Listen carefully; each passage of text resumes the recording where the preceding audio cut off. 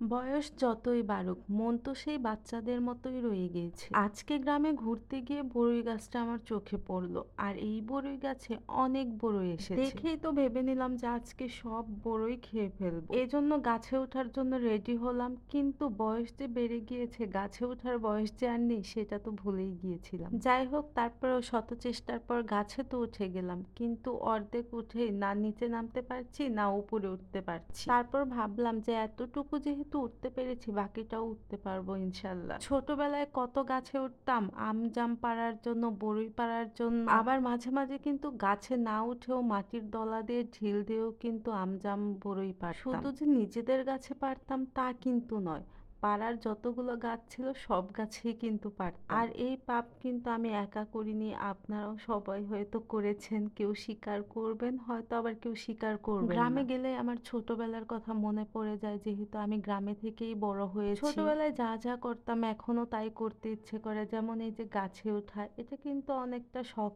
করেই উঠেছি, কিন্তু ওঠার পর বুঝতে পারলাম ছোটবেলায় যে সহজে আমরা গাছে উঠতে পেরেছি, এখন সেটা আকাশ পরিমাণ কঠিন। আগে তো গাছে ওঠা, লাফালাফি করা এগুলো বা হাতের খেল ছিল।